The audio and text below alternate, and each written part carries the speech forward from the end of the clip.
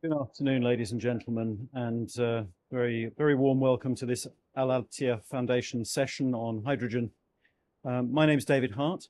I'm a partner at ERM, and I'm one of the partners responsible for our hydrogen work, which is part of a whole sustainable energy systems piece of work that we do. And I'll talk a little bit about that just to set the context in a moment.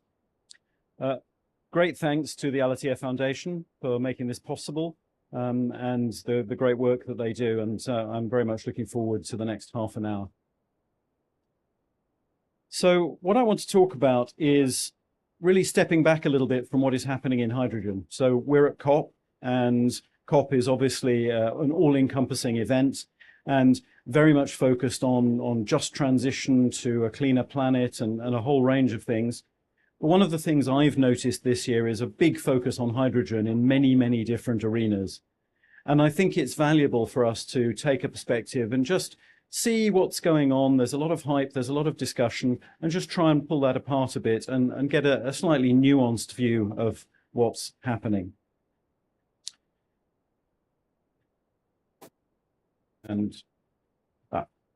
So first, talking about ERM. Next, why is hydrogen important? Next, what's working? What's going right in the hydrogen transition, which is part of the energy transition, which is part of the climate transition? And then I'll pick out on a few areas in specific within that. And then there's a piece at the end, which is, okay, so what does this all mean for us? So briefly on ERM. ERM is an 8,000 person company, 53 years old, the largest pure-play sustainability consultancy in the world, and we operate globally. And it's a fantastic place to be. It's looking at how we make the world a better place. And of course, part of that is about how we make a transition to cleaner energy. I'm focused on clean energy. We have a department called Sustainable Energy Solutions, about 160 people who are working on all sorts of areas of the energy transition. But outside of that, we also have people who look at biodiversity, who look at nature-based solutions, who look at climate funding, who look at transitions to lower carbon methodologies for making products. There are all sorts of things that go on. So this is all part of the big picture, and it's all part of a system. And that I think is important to bear in mind. We need to consider all of this as part of a system. And you see some of the complexity on this slide. We work in all these areas of the hydrogen value chain, and there's a lot of different areas to be covered. So that's everything from road mapping and strategy development through regulatory structures and what does it mean and can you actually get paid for it? Due diligence, who's going to invest in this? Who's actually going to think about the long-term versus the short-term returns on investment? Are there underwriters for risk and insurance? And of course, you need to make the processes safe. You need health and safety codes, you need permitting, you need quality assurance. So all of that fits into developing something which we're trying to develop at an unprecedented speed. And that brings me to why hydrogen. And I've only got one slide on this, but I'm going to spend a little bit of time on it because I think it's important to understand some of the nuance, as I said. So the thing about hydrogen is it brings system benefits. We hear a lot these days, or at least if you're in the hydrogen space, you hear a lot that, oh, it's not working, it's more expensive than we thought, what are we going to do? How do we make this work? Aren't there better solutions? But in fact, if you look at how you join up the solutions, it becomes clear that it's a very important system glue that sticks together many other parts of the energy system and indeed the climate system. So we need to think about this in multiple ways. The system is not just the value chain. It's not just the supply chain.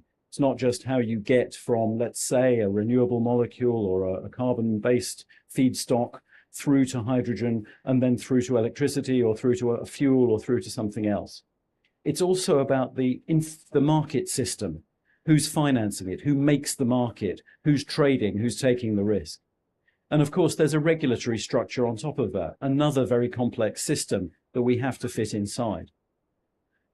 So we need to reward the system benefits. And I think that's one of the things that we're finding complicated at the moment, is that we're very used to the existing legacy infrastructure and the existing legacy fuels and players.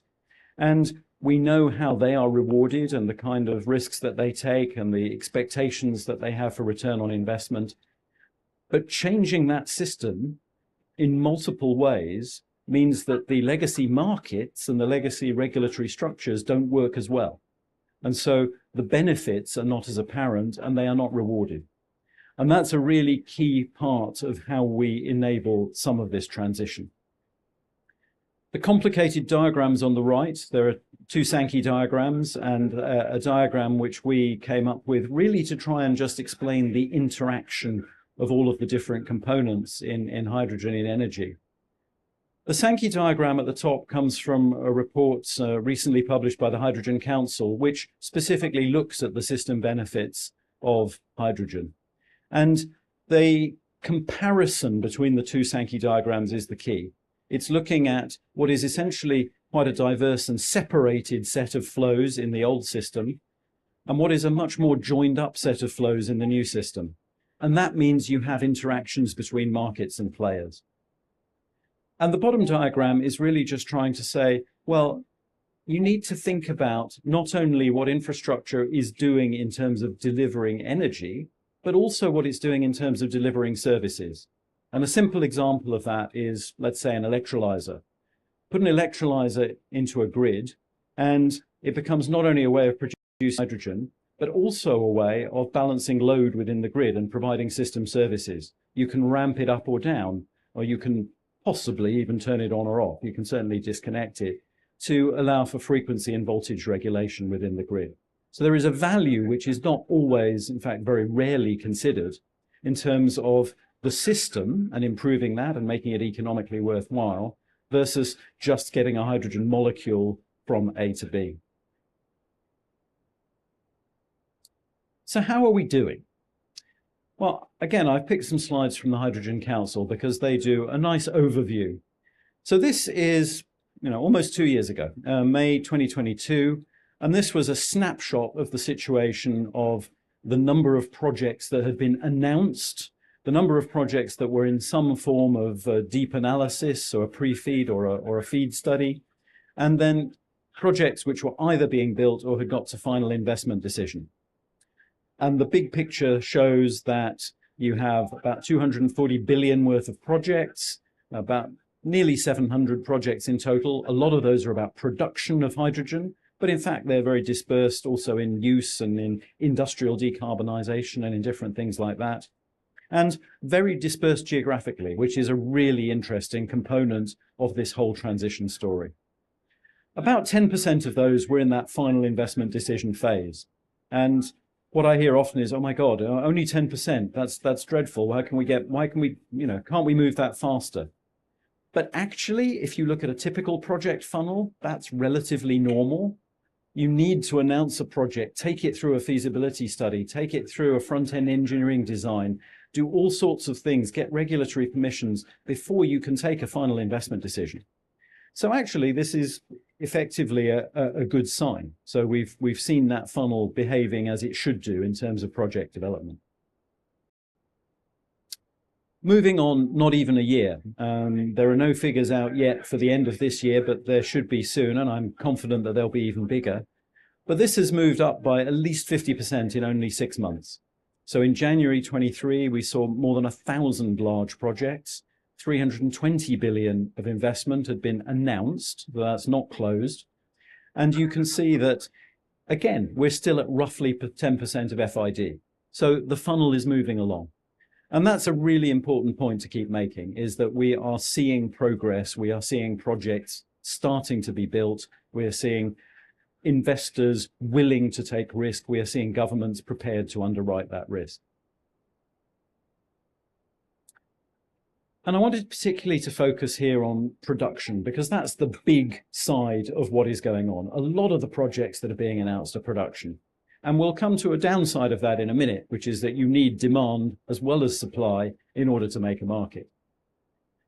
But here I've tried to compare, again, the May 2022 and the January 2023 figures, and I've scaled them so that at least approximately you can see the growth. And we've gone from an announced 26 megatons of hydrogen, which is approximately equivalent to about a third of current total merchant hydrogen production globally, in addition. And about 2/3 of that is renewable hydrogen, so-called green hydrogen, and about a third of that is blue hydrogen. So typically natural gas-based with some form of sequestration attached. And we've moved from 26 to 38 announced megatons of capacity, and that is progressing through the funnel, and this is all by 2030. And we see pretty much every day further announcements, larger announcements going on. So this all looks very positive. The rhetoric is clearly growing. There is definitely good news. So what is the good news? And all I've done here is really take some snapshots from a number of the news sites that you find online, just to see what the headlines are. And if you follow these sites, there are headlines every day, big headlines, big announcements. One of the really interesting things about the fact that hydrogen is a system solution is that it touches all sorts of players who you might not expect to be touched. So not only legacy oil and gas players, but also renewables players, people who manufacture infrastructure, components, venture capitalists. It touches entrepreneurs and startups and policymakers enormously. So there's always something going on. And this is big news. So this is expansion of manufacturing capability for electrolyzers, which is absolutely essential because in order to get those 38 megatons of hydrogen, you need to have electrolyzers to produce it, as well as the natural gas and the sequestration that is going to go alongside that. And we see investments happening in specific geographical regions. And this is really important. I was at a World Bank event yesterday talking about financing for the hydrogen transition. And that's obviously because it's World Bank, largely targeted at developing economies. And so, example here of Namibia, but if we look at Chile, if we look at all sorts of other places, the Middle East included, there's an enormous amount of money starting to be deployed, starting to be unlocked for transition to a hydrogen economy. And the investment is global. So another quick snapshot, tie-up between South Korea and India, looking at, again, very large-scale production of green hydrogen and probably green ammonia. So one of the things that we see in terms of market making is that producing a hydrogen molecule is very useful, but largely you need to turn it into something else. And ammonia is a straightforward, well-understood industrial process, industrial chemical, shipped globally. There is a market for it. And you can find ways to make green ammonia competitive if you start to work with carbon pricing and exchange mechanisms and carbon accounting and all sorts of other things. So there are people who are doing this as part of their pathway to the future. But this is a nascent area. This is a very rapid transition from what used to be an industrial gas-focused game, which was very specialized and which was not part of the energy system really in a very meaningful way. And inevitably what you see is a mix of things happening. One is that projects get announced which were not really ready to go. The technology wasn't quite there, or the financing wasn't in place, or there just weren't enough skilled people to put it into position. And so there are some areas where you see project cancellations and you see bad news headlines, and this is pretty much inevitable. So in any area where you're trying to move fast, you will see things go wrong. It happened with the solar industry. It happened with the wind industry. It's happened with everything we've ever done in terms of energy transition. And of course, with the end of cheap money, with increased interest rates, with all of the geopolitical shocks that are going on in terms of materials use and localization, and in terms of access to capital, there are other things going on as well, which make it difficult for some of the established companies, the legacy industries, to really take a view to say, we're going to push through. I think that they will likely regret that, but that's a personal view. And of course, we also need to be very, very aware that any form of significantly useful energy carrier has risks associated with it. And so there was a hydrogen explosion in Austria a while back. Nobody was killed. it was well managed, but these are risks we have to be aware of. We have to be as careful as we possibly can as we ramp this industry up very, very fast to make sure that we also have the processes in place to manage that. If you're thinking about hydrogen, what do you need to think about? Because there's a lot of rhetoric out there which is maybe slightly deliberately misleading or slightly underinformed. And this is not deliberately misleading necessarily, but it's a very simplified, non-systemic view of hydrogen. It's the hydrogen ladder. It appears in a number of online forums. And it's a way of saying the things that you have to do with hydrogen: decarbonization of fertilizer, decarbonization of refinery treatment processes, possibly steel, possibly heavy industry. But it takes these as sort of single points, compares them against other alternatives, and does so in a way which is slightly opaque. And so I completely subscribe to the fact that some of these are absolutely the early targets that we should be going for.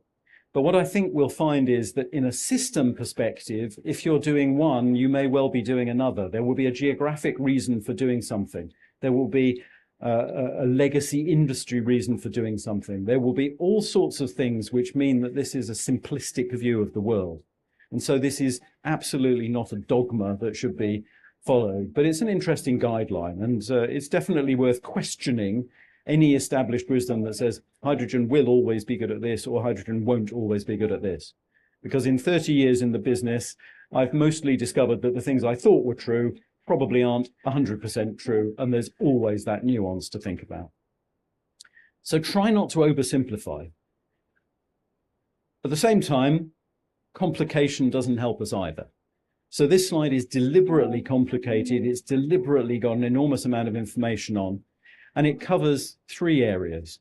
It covers policy. So the chart on the left is about the European Union policy. So renewable energy directive, the renewable transport fuels, there's renewable fuels of non-biological origin. And basically the question people are asking is, how do I make sure I'm meeting my certification targets so I don't get fined? And where is the most valuable place to put my hydrogen molecule? Should it be in sustainable aviation fuels or in steel or in refining or wherever?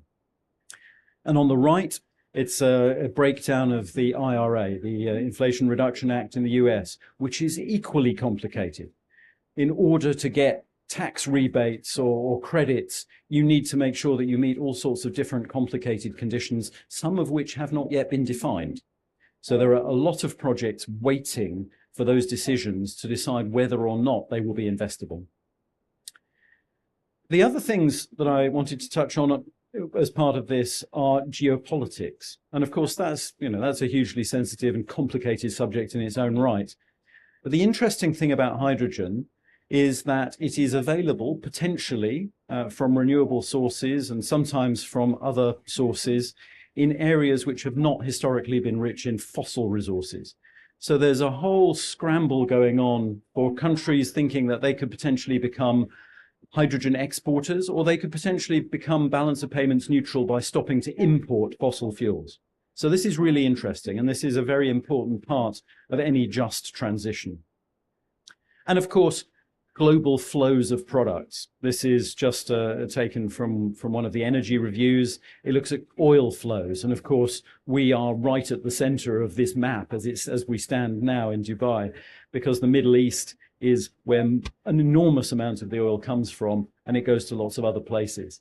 But that could change if you start looking at hydrogen, because it will change the dynamics in terms of who are the players who are most able to develop and exploit their hydrogen resources, as it were. But it also means that there may be auto use. So if you can produce and use hydrogen locally, that's much more cost effective than producing it, turning it into something else like ammonia, like e-methanol, and then shipping it for hundreds of miles, thousands of miles. So there are lots of dynamics that are moving in this. And it doesn't by any means mean that the Middle East will be left out of this. There's an enormous amount happening here. If we see the plans and actually the things that are being put into place in Oman, in Saudi Arabia, in NEOM, in other parts of the region. And the opportunities, I mean, we should definitely talk about Qatar. Qatar has enormous amounts of natural gas. It has it at very low cost. It could potentially produce low-cost decarbonized hydrogen and use that as a market maker. So there's lots of opportunity here. So we'll see how that develops as over the next 2 or 3 years. The other thing I want to think about is this additional complexity outside of the energy system and outside of geopolitics. So the point of using hydrogen is to help decarbonization. Really, that hydrogen is not an end in itself. It is a tool, it is a molecule that enables us to decarbonize, hopefully more quickly, hopefully more effectively. And there are two things here which I have to say came along while I was still learning. So I had not understood when I started doing hydrogen a long time ago that in fact there is a hydrogen budget in the atmosphere. The Earth has a hydrogen budget. There are 500 parts per billion of hydrogen in the northern hemisphere, in the atmosphere all the time, being produced from biogenic and from other sources, and being taken up also by bacterial uses for energy, and to some extent escaping through the upper atmosphere. And while this is in balance, it is changing as so many other parts of the system. And hydrogen does have a secondary greenhouse effect. So it's not a perfect solution. It's a complicated equation. I'm very happy to talk about it later. But basically, we need to make sure that we're not replacing a problem that we've made with another problem that we make. And I think net, the science suggests that we're a long way from that. That if we moved to as much hydrogen as we could possibly use, we would still have a very positive net benefit on the climate. But we shouldn't be complacent. We need to make sure that we're managing any risks associated with that. And the other thing that I always used to say as part of my lectures at Imperial College, where I spent a lot of time, is you can't drill for hydrogen. Well, that was wrong. So apparently, there are also potentially very significant sources of underground hydrogen, all sorts of places around the world, distributed because of particular mineralogical formations and bacteriological formations. So this is an emerging area that the first companies, the first entrepreneurs are starting to drill their wells.